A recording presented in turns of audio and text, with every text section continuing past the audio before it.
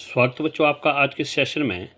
Exercise 14.3 का question 2 देखिए, most important है, कई बार पेपर में आ चुका है, इसलिए ध्यान से समझिएगा।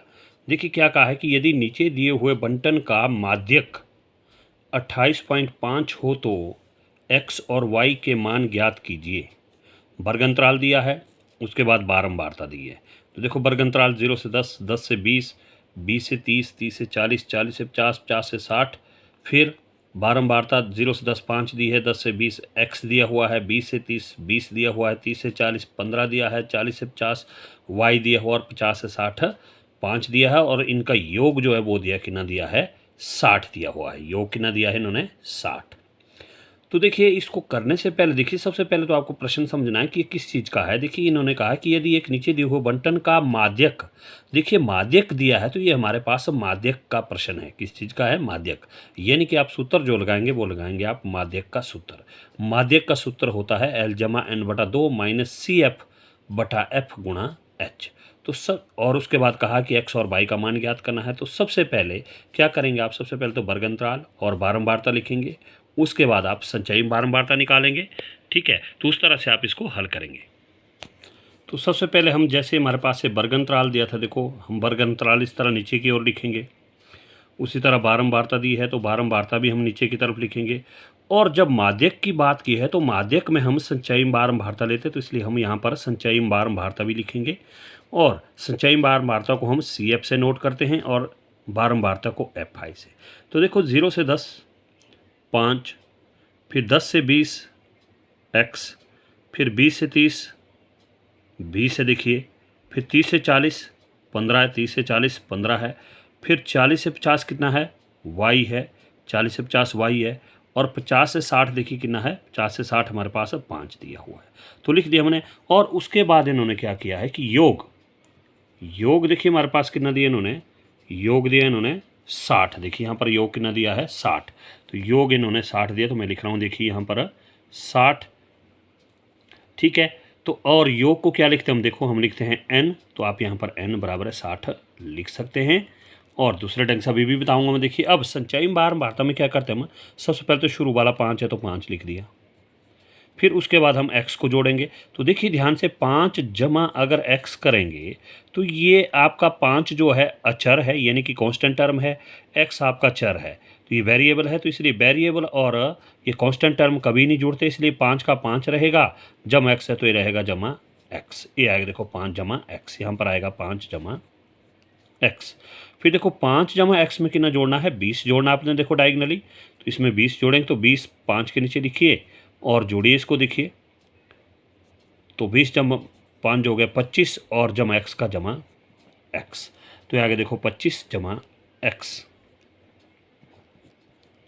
उसके बाद देखिए 15 है तो 15 जोड़िए, तो 15 आपका 25 में जुड़ेगा, तो 5 5 10, 2 1 3 1 4 40, और जमा x का रहेगा जमा x, तो आएगा देखो 40 जमा x। फिर उसके बाद y है तो y भी जोड़ेंगे, देखो तो जमा y करेंगे आप इसमें y, तो देखिए जोड़िए इनको 40 का 40 और जमा का जमा x का x और y का y, क्योंकि ये y अलग चर है x अलग है, तो ये आएगा सीधा ही कि 40 जमा x जमा y, ये अलग आएगा।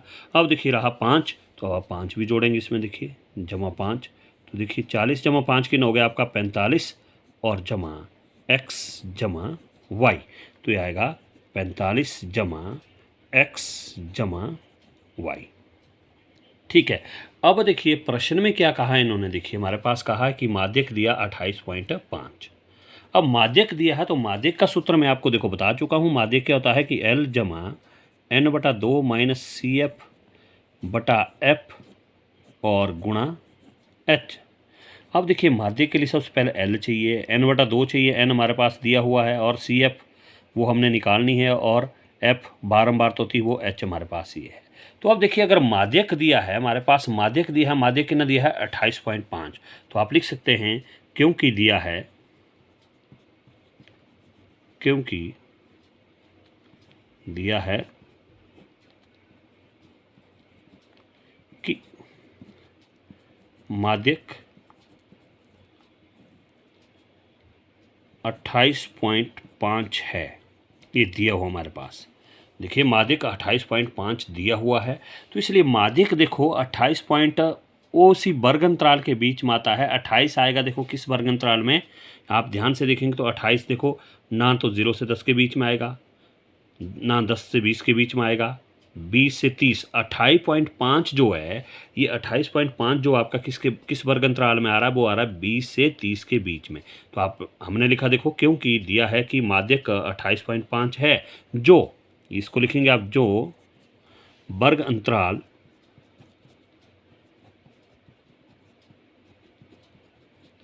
किस वर्ग अंतराल में, वो है 20 से 30 में, जो वर्ग अंतराल 20 से 30 में है।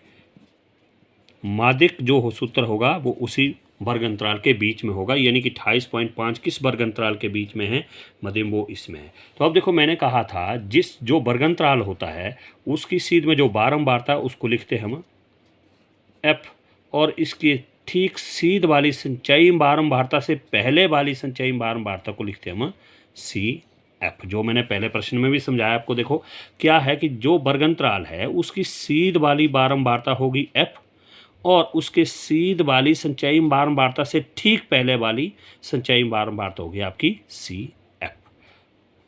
ओके, तो अब आप इनको यहाँ पर लिख सकते हैं।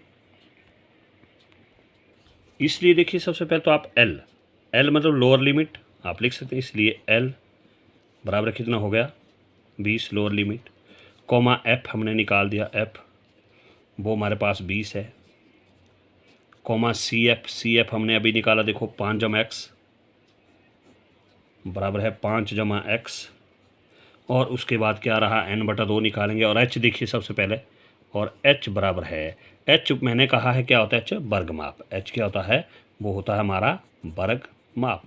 जैसे हमारे पास 20 से 30 आया, इसमें देखो आप यानी कि 30 से आप 20 को घटाएंगे, यानी कि 30 माइनस 20 वो आ गया 10, कितना हो गया वर्ग माप 10, उच्च सीमा से निम्न सीमा घटानी तो वो आ गया 10। ये तो हमने वैल्यू निकाल दी।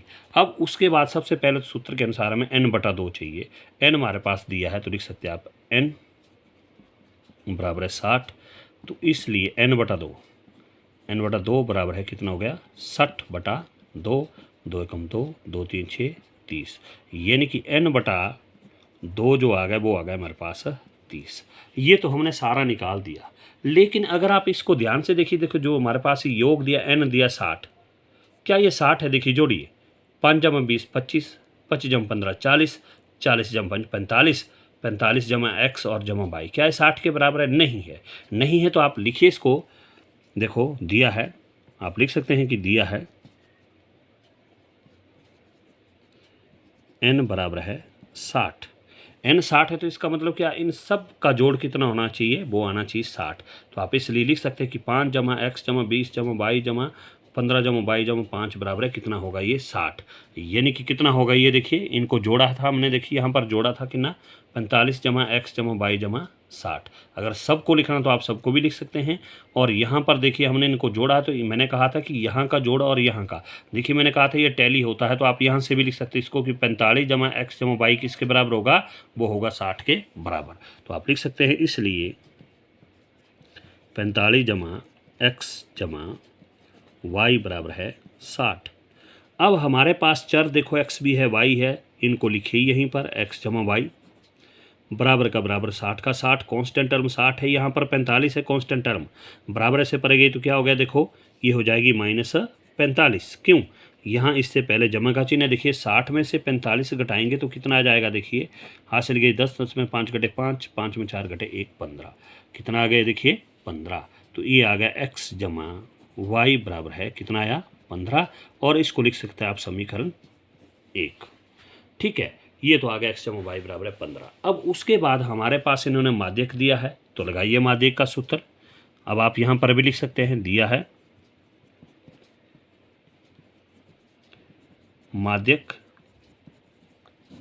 बराबर 28.5, ये दिया हुआ है, माध्यक दिया है, तो अब सूत्र हम यहाँ पर लगाएंगे क्योंकि माध्यक तो दिया हमारे पास, वो प्रश्न में ही दिए देखो कि माध्यक जो है 28.5 है, तो अब हम यहाँ पर माध्यक का सूत्र लगाएंगे। तो माध्यक का सूत्र क्या होता है, देखो L जमा n/2 माइनस सी एफ बटा एफ और गुणा h बराबर है 28.5। ठीक है, तो अब देखो l कितना आया था हमारे पास, देखिए 20, तो l की जगह तो आ गया 20 जमा n/2, n/2 देखो हमने निकाला था 30, तो 30 आ गया। फिर माइनस सी एफ देखिए कितना 5 जमा x।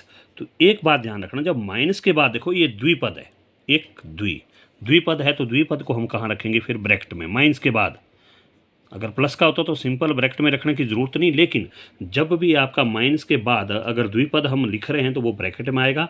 और बटा एफ देखिए कितना है, एफ हमारे पास 20 है, कितना है 20, और यहाँ पर आप ब्रैकेट लगाएंगे, फिर गुणा एच देखिए अभी निकाला था हमने कितना, एच वो हमारे पास 10 है, कितना एच 10 बराबर है 28.5 का 28.5। तो अब देखिए, अब हमने सबसे पहले ये ब्रैकेट खोलना है क्योंकि बोर्ड मास के अनुसार चलना है, ब्रैकेट को हल करना है। तो ये 20 का तो चलो हम 20 रख देंगे यहाँ पर 20, और जमा 30 का 30। अब देखो माइनस ये जमा है तो माइनस और जमा क्या हो गया -5, और फिर माइनस और जमा -x, और बटा 20 का 20, और इंटू में 10 का 10, और बराबर है 28.5 का 28.5। अब देखिए पहले ब्रैकेट को ही हल करेंगे, तो 20 का 20 जमा 30 -5, देखो इसको आप घटा सकते हैं, 30 जमा का है, 5 आपका माइनस का है, तो 30 में 5 घटे 25, तो ये आगे देखो 25 -x और बटा 20। अब आप इस ब्रैकेट को खोल भी सकते हैं क्योंकि ये एक चर आ गया, एक ये चर आ गया, अचर है। अब इनको हम ना जोड़ सकते हैं ना घटा सकते, इसलिए देखिए यहाँ पर इससे शून्य से शून्य हमारे पास क्या हो गया, कट गया। क्या हो गया हमारे पास, शून्य से शून्य कट गया, और हमारे पास बराबर से आगे देखिए 28.5। ये ध्यान रखना, सिर्फ गुणा में काट सकते हैं हम, प्लस और माइनस में कभी नहीं काट सकते हैं। तो हमारे पास बच के देखो क्या, अब मैं इस कांस्टेंट टर्म को बराबर से पर ले जा रहा हूँ, देखो क्योंकि 25 -x और बटा 2 का 2 और बराबर का बराबर 28.5। ये कांस्टेंट टर्म है, यहाँ प्लस है तो पर जाकर हो गया -20, कितना हो गया -20। अब आगे देखिए 25 -x का 25 -x और बटा 2 का 2 बराबर है 28.5। 20 में पॉइंट है, नहीं है तो क्या करेंगे आप पॉइंट लगाएंगे, पहले उससे पहले 20 लिखिए, उसके बाद आप एक अंक है तो एक शून्य लगाइए, इनमें लगा होता पॉइंट। 5 में शून्य घटे 5, 8 में शून्य घटे 8, 2 में 2 खत्म, तो आ गया 8.5। ठीक है, तो अब देखिए ये अंश बटा हर आ गया हमारे पास 25 -x बटा 2 और बराबर है 8.5। इसके हर में कुछ नहीं तो यहाँ पर आप एक लगा सकते हैं। अब क्या करना आपने, इसको क्रॉस मल्टीप्लाई, इससे इसको गुणा और इससे इसको गुणा, तो देखिए 1 से 1 इंटू 25 -x, ये ब्रैकेट में क्यों रखा क्योंकि द्विपद है, और बराबर है यहाँ पर 8.5 और गुणा 2। ठीक है, 1 से गुणा करेंगे वही आएगा 25 कम 25 -x गुणा का x और बराबर है 8.5 गुणा 2, देखिए 5 दूने 10, 8 दूने 16 का 17.1 के बाद, तो आगे देखो 17.0। ठीक है, तो पॉइंट के बाद की शून्य आपकी खत्म हो जाएगी, तो हमारे पास आएगा देखिए 25 -x बराबर है 17। अब आपने x की वैल्यू फाइंड आउट करनी, तो इसलिए x रखिए यहाँ पर x, ये इसके पीछे चिन्ह माइनस का तो माइनस बराबर है 17 का 17, ये 25 जमा का तो पहले जाके -25। कॉन्स्टेंट टर्म एक साइड करनी है, कॉन्स्टेंट टर्म -x का -x, 25 देखिए आपका माइनस का है और 17 आपका प्लस का है, क्योंकि इससे पहले जमा का चिन्ह, इनको आप जोड़ भी सकते हैं घटा भी सकते हैं। ये हासिल गई देखो 15, 15 में 7 घटे 8, 1 में ख़त्म। अब चिन्ह माइनस का बड़ा तो ये ध्यान रखना कि यहाँ माइनस ही आएगा, ये -8। अब देखिए बाईं साइड में भी माइनस और दाईं साइड में भी माइनस, ये आपका कैंसिल हो गया, तो हमारे पास बच गया, इसलिए x बराबर है 8। ये तो x का मान आ गया। अब x की वैल्यू जो हमने किस में डालनी है, समीकरण 1। तो अब आप लिख सकते हैं कि इसलिए x का मान समीकरण 1 में रखने पर या भरने पर, जो भी आप लिखना चाहते हैं लिख सकते हैं, भरने पर या रखने पर। तो देखिए समीकरण 1 जो आया था हमारे पास था वो कि x जमा y बराबर है, वो था 15। तो अब हमने यहाँ पर x की वैल्यू पुट करनी। देखो x कितना आ गया 8, तो x की जगह आ गया 8 और जमा y का y और बराबर है 15 का 15। तो लास्ट में इसलिए हमने y का मान ज्ञात करना, तो y बराबर है 15 का 15, इसके पीछे जमा का चिन्ह तो पर जाके -8। तो y बराबर है, देखिए 15 आपका प्लस का है, 8 आपका माइनस का, 15 में 8 घटे 7, तो ये आया देखिए 7। लास्ट में जो उत्तर लिखना आपने वो लिख सकते हैं, इसलिए x बराबर है कितना आ गया देखिए 8 और y बराबर है कितना आ गया देखिए 7। तो ये आपका आंसर होगा। तो ध्यान से इस वीडियो को देखना है और इम्पॉर्टेंट क्वेश्चन है, बार बार करना है, तब आपको आएगा। Okay, thank you.